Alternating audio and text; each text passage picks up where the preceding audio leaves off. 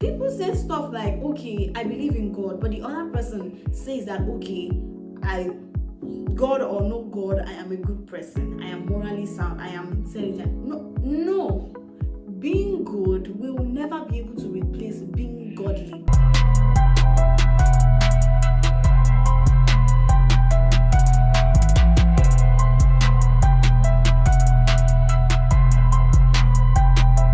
Hi everyone, welcome back to my channel again today. My name is Dami. I am your relationship coach. I talk about love, healing, and relationships. And I want to say a huge thank you to all of my subscribers. I want to say thank you for being a huge part of my community. I love you. I love you all. Thank you so much. Thank you. You guys are the real deal. Thank you guys. So today, I have a really exciting one to talk to you guys about today. So today I will be talking about one of the questions that people have asked me, and this is it. I've had people who come to me and say something like, Danny, I like this girl, or I like this guy, a very good guy, he's very intelligent, he does stuffs for me, he likes me, he takes me out, he's caring, he's loving, he's always there for me, she's always this, she's that, but he's an unbeliever.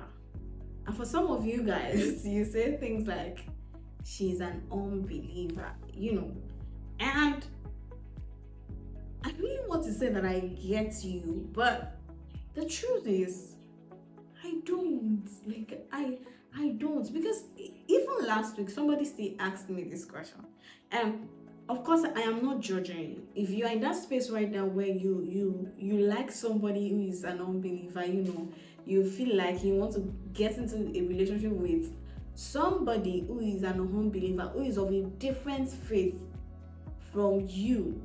Now this video is for you, and I would love for you to watch till the end so that you don't miss out on this important thing that I'm about to say to you. Okay, so I get the fact that some of you are in situations where you're like, okay, you like this person, but the only thing, this person ticks your boxes, but the only thing that is stopping you is the fact that this person is an unbeliever, and you are kind of considering in your mind maybe to go forward with that or not. Listen, I get the fact that this person is a good person. I get the fact that they do right by you, they treat you well, they are always there for you, they do stuff for you. I get it, but you must also understand that being good cannot replace being godly. They are two different things, and if something is not there, it is not there. You see, you might have a good person who is not godly, but you cannot have a godly person that is no good. That means that when you have a godly person, it means that the person is automatically good, right? The person has good in them. Of course, if they don't have any good in them, they cannot even be called godly. They have good in them, and they have right standing with God. So when people ask me if I can marry an unbeliever, it's like saying that you want to marry somebody whose language you don't understand. And I get that a lot of people marry people whose language they don't understand, but there is always a common language that they both understand, that they can communicate with. But it's like, but if you don't understand the other person's language at all, there's no way, there's no how you will be able to communicate with them. It's not possible. You will never be able to get through to that other person. So I always ask people, do you want to live like this? Is this the kind of life you want to live for yourself? Is this the kind of life you want for yourself? Because people say stuff like, okay, I believe in God, but the other person says that, okay, God or no God, I am a good person, I am morally sound, I am intelligent. No. Being good will never be able to replace being godly. They are two different things. And so when somebody does not have it, they simply do not have it. Okay? So do not say, if you're a godly person, if I'm a godly person, of course I am, I can't settle for something that is less. Because the truth is, when you are something, it will always be very, very difficult for you to settle for something very less. And if you eventually do so, you will notice that you will have to compare this thing that you now settled with. Because you are here and this thing is here, or this person is here. There's a gap in knowledge, there's a gap in comprehension. You will never be able to really get through to each other. So if you're godly and they are not, it means that there is a clash in belief system. It means that you don't have the same core values. It simply means that you don't believe in the same things. Okay, and you must understand, like I said, that being good cannot replace being godly. They are two different things. And I really like to read you guys a scripture in 2 Corinthians chapter 6 verse 14, and it says, do not be yoked together with unbelievers. For what do righteousness and wickedness have in common? Or what fellowship can light have with darkness? There's no correlation. They can never meet. There's no common ground, right? And I would like to read you the same verse in amplified version. It says, do not be unequally yoked with the unbelievers. Do not make mismated alliances with them, or come under a different yoke with them, inconsistent with your faith. Because it's your faith we are talking about here.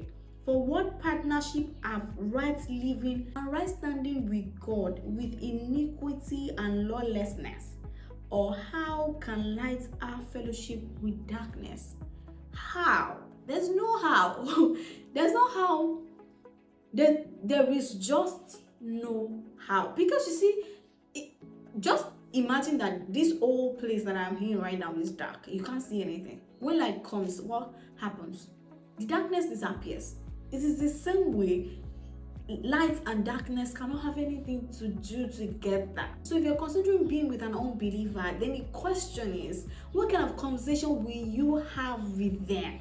Okay, because you don't have the same belief system, you don't have the same common ground.